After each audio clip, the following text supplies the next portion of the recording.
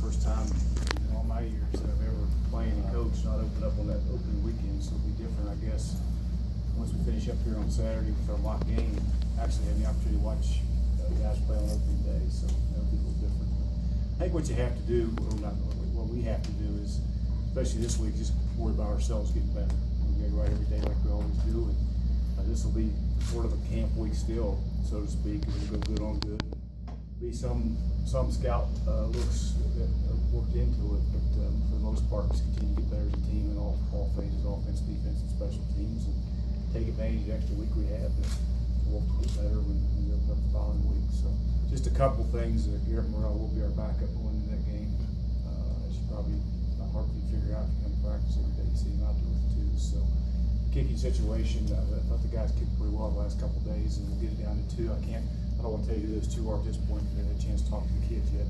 But the two that run out there and kick tomorrow will be our two that will compete this week, and then next week, whole week we'll name the starter for that next week's game. So that's where we are.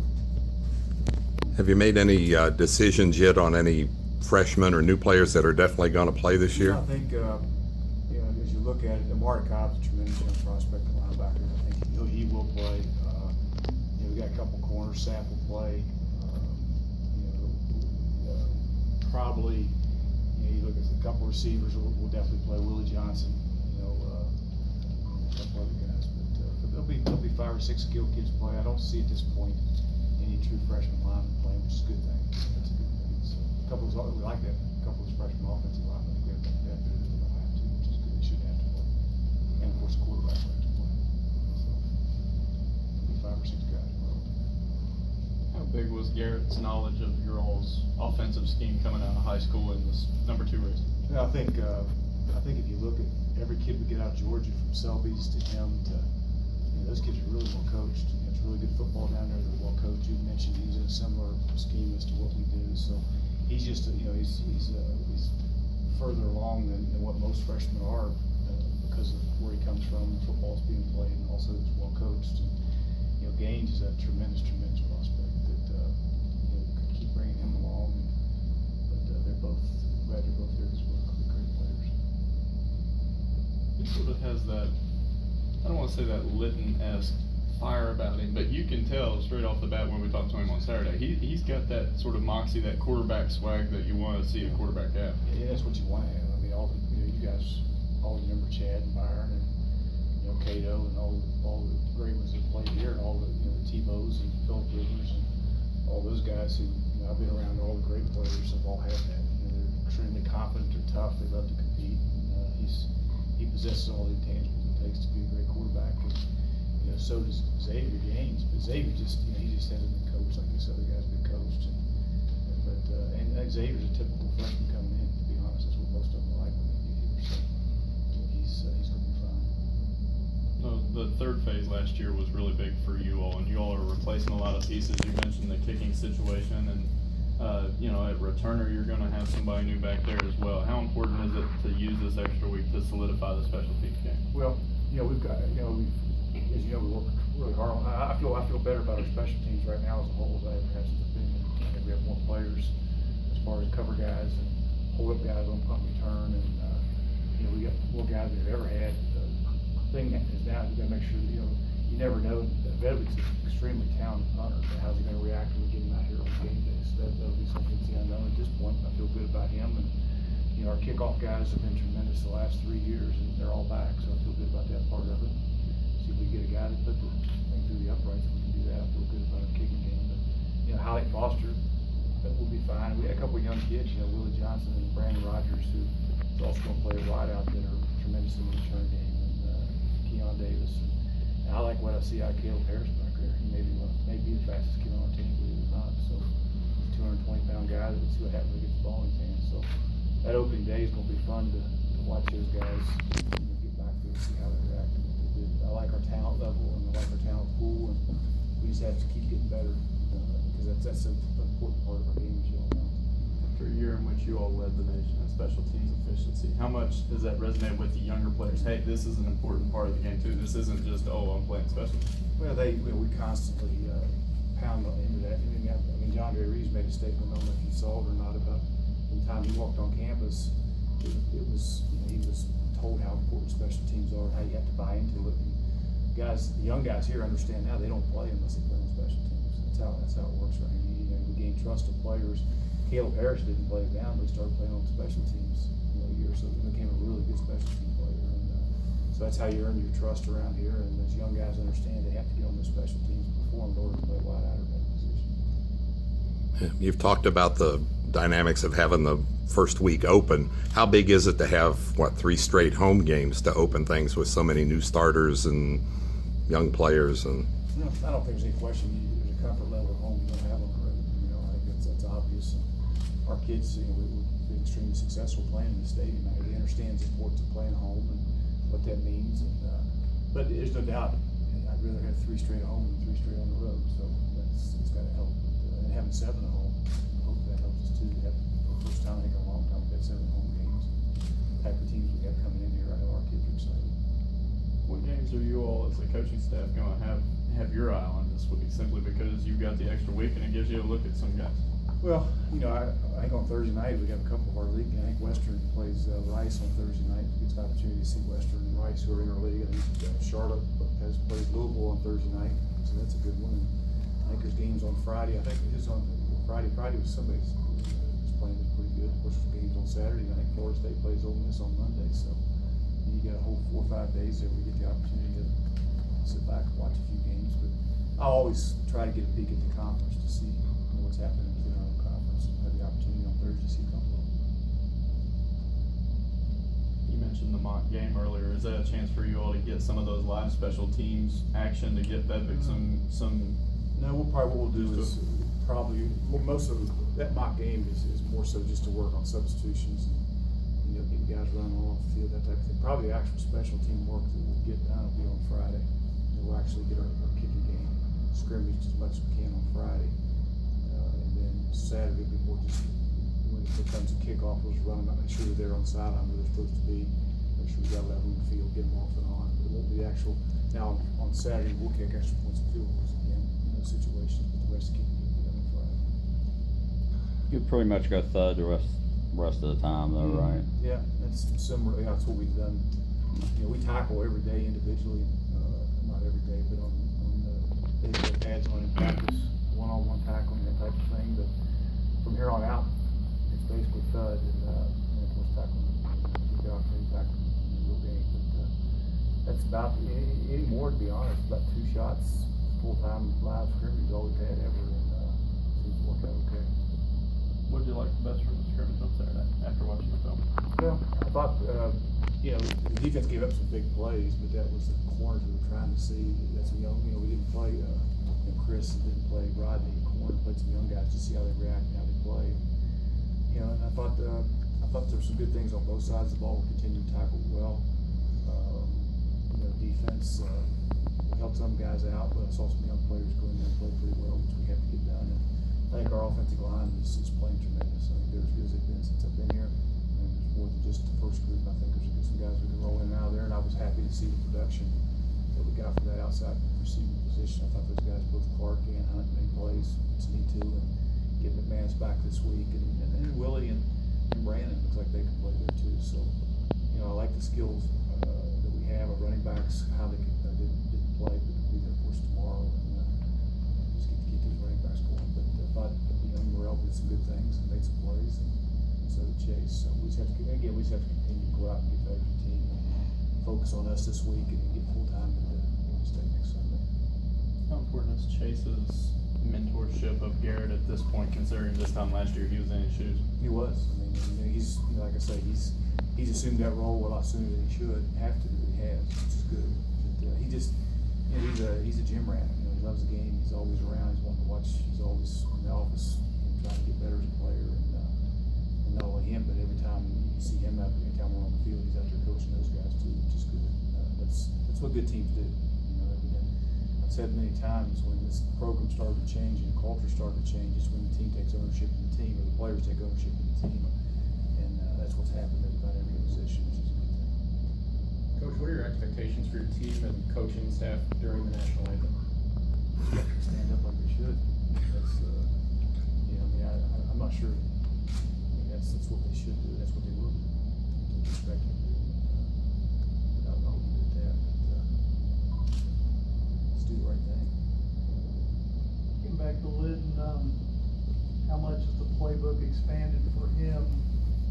And, how much more is he taking on his shoulders, well, in addition to tutoring Morrell and game and whatnot? Well, I think, there's no doubt that he's so much further ahead than he was this time last year. He's, light years ahead of where he should be. Last year was a true freshman, again, I mentioned many times, you could feel a lot of growing pain. He didn't have the entire grasp of the offense, but, he has the grasp of the entire offense now, and he's executing well. And, it's amazing, and Morrell has, picked up, he's not too far behind him as far as the grasp of the offense goes, which is a good thing, so. To get the points you gotta play as a freshman, you probably gotta start to squeeze down a little bit like we did with Lytton a year ago. But, at this point, Billy's happy with both those guys are.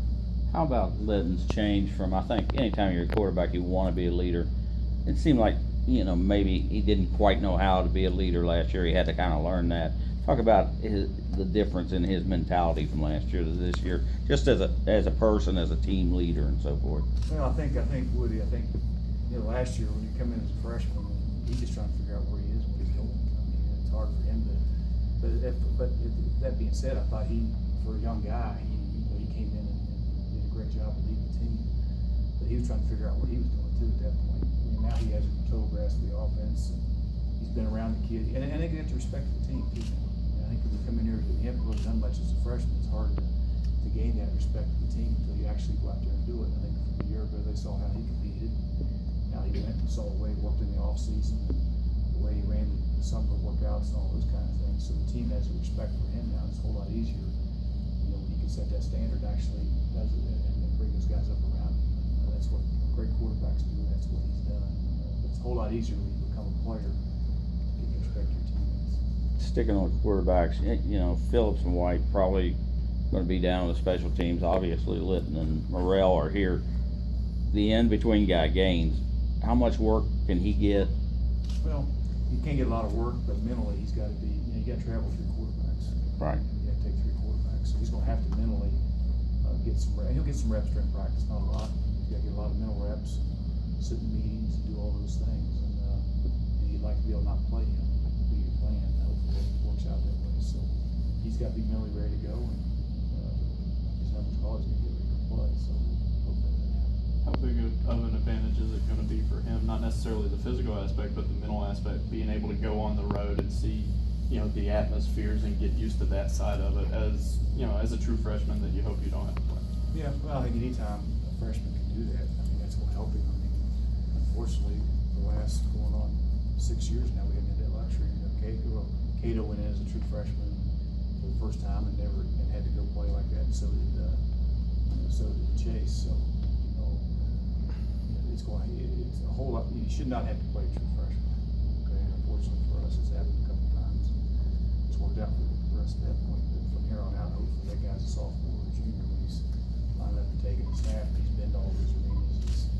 He's learned under the Littons and the Catos, those guys, and he's ready to go. How much is legs experience a big factor in getting those true freshmen? Well, Bill does he does a tremendous job with his quarterbacks. He's had plenty of practice getting young ones ready to go play. So, this is no different, but he does a great job. How great is it, considering the injuries you had to absorb last year in the offensive line, to have 18, 19 guys now that could play?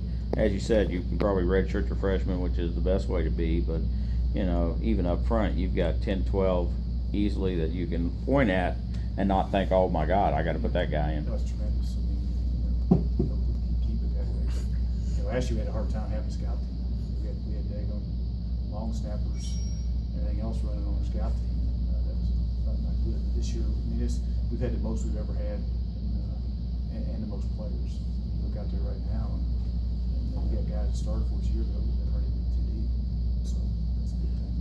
That means you got to get better. Haven't spent a lot of time on the defense. Talk about Revis and Gant and what's pushed them in the number 1 position there. Well, just both of them play extremely well. I thought Gant, for played tremendous in the bowl game a year ago, did some good things. He's playing at a different level right now. And, you know, Revis is just, he's just gotten better and better. And Corey Neely. Corey Neely has had a tremendous summer and he's carried over into the fall. He's really playing well. We got some good young players. And you mentioned freshmen, but George Davis is really a freshman, and the Maddox kid's going to play for us. He's a true freshman, but was here in spring. So those guys are really talented, safety type bodies that we'll try to get on the field in different places. So there are a lot of good young players that will be stepping out there for the first time a week from Saturday. They haven't played much. It's exciting to watch them play. They're talented. A lot of JUCO guys you've had tend to need 5, 6 half season for it to really click. Is Revis a case where he stepped onto campus and looked the part right off the bat, or? Yeah, I mean he's just he's a talented guy. He's a guy that's played at a high level before, and he's just you know, you look at I tell you the JUCO kids we've had since we've had tremendous luck with junior college kids. You go back to Arnold Blackman, to Gage Steemeyer, Taj Letton, our linebacker Trey Tyler, and I mean all those JUCO kids we've signed have done really, really well. Really good players for us, and Revis is not an exception. He's a really good player. You look at the nickelback spot, and with so many, they're going to be young, but you've talked about the talent level there. Does that sort of give you the flexibility to go against Morgan State and see, you know, corners and safeties, what's going to be the best combination in that nickelback? Yeah, and you know, we got Terry there, the Michigan transfer, that's done a real good job. He's working nickel right now. He's playing really well there. So he gives a little bit of an older guy there, but we got the George Davises and those guys in there that we can bring them along a little bit. They'll play at some point. So, you know, we like, you know, I know Chuck likes those guys in the back end back there. They're really talented, but there are some young guys that'll be nice to see out there play. Coach, you guys have a lot of talent at the running back position. How important is that this season to be able to take pressure off Chase when you guys need to? Anytime, you know, you got to have some. It's nice to have some guys back there. You guys remember a year ago, we sure needed everybody we had, because at the end of the day, you know, Pittman played 2 or 3 games, and of course he got hurt. But you know, having Heilig and Pittman and you know, and Anthony Anderson and you know, Heilig Foster and those guys, all of that mix is going to help us. And Keon Davis is much better than he was a year ago at this point. So, you know, the good thing is all 3 of those guys, and Ed Anthony makes 4 of them. 3 of them play a lot of football for us, so they have to be better. But you know, again, I think Billy's done a good job around here the last 2 or 3 years of taking what that defense gives us, and I think our offensive line right now should be a strength for us. So, you know, all our run pass options and all those type of things is get Chase to do a good job of just taking it what they give us, and then they will execute both the run and the pass based on what the defense gives us. Now that How's the line and everybody coped with the extended line of scrimmage emphasis in last year and this year in relation to the run pass option? You know what, we had Conference USA officials out there Saturday. We had no issues with it. And you go back and look at the tape, most of our run pass options, we went back and studied all that, Doug, and we're not, you know, what the misconception on that a little bit is, if you got an offensive lineman that's engaged and he's beyond 3 yards, that's not a penalty. You know what I'm saying? So if you're engaged with a 3 technique or you're on the line of scrimmage and you're beyond that 3-yard deal, it's not a penalty. So we have not been, we weren't close on Saturday, and we went back and looked at our stuff, and there's not very seldom are we ever beyond what we should be. But they are going to make that point emphasis this year, supposed to.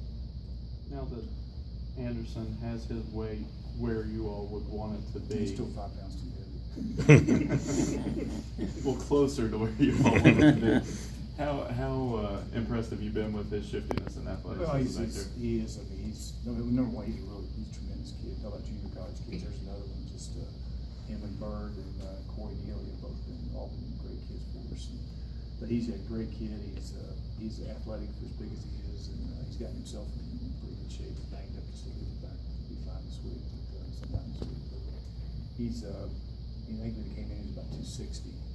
He's about 249 right now. I told him he's got to be 245 by Sunday. So I think that he'll be a better player still later.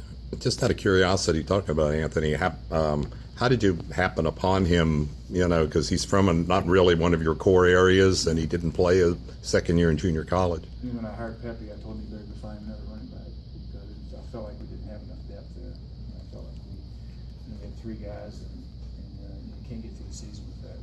So he had known about this kid and followed up on it, and worked extremely hard with those coaches out there to make sure he's in the right classes and that type of thing. And got him here, which was huge. Talk about that, Doc. I mean, it's great to have guys like Chuck and Bill, obviously, Alex. They've been here for a while now, but you know, new blood on your coaching staff tells me 2 things. One is you're hiring pretty good guys, and they're getting a chance to go somewhere else. But when you bring those new guys in, it opens up new areas that maybe you guys haven't been into, and that's got to be a plus for your staff. Yeah, it does, and unfortunately with Mike's help and Hamrick's help, we've been able to hire good people, and I just been very fortunate to keep our core together with Chuck and Billy and Alex and those guys. But Todd Goble, a tremendous coach, done a great job with our special teams, doing a great job with our wideouts right now. They're playing as good as they played since I've been here, and him and Pepe and Dave Dunn's got comes with a lot of experience, in high school and head coaching college and a lot of things. So I've been very fortunate to be able to attract the kind of coaches that I'm able to this place. And it says a lot for what Marshall's all about, because they all want to be here. But that's a good thing. But you're right, we've got great coaches that do a great job. Is Goble not a special teams coordinator in name, but does he run most of the show, and how? Well, I run the show in meetings. But Goble oversees the punt, and he oversees the kickoff return, and then Adam Fuller, who's done a great job. He does the punt block, he does the kickoff. So we got kind of 2 guys in charge of 2, and then myself, I'll run the meetings and do all these things. But the meeting part of it. But Todd is somewhat he kind of oversees it, make sure we're all the number of practice schedules are set and that kind of thing. Okay, and him and Adam both deserve an awful lot of credit for how good they've been. Anything else? I guess, thanks.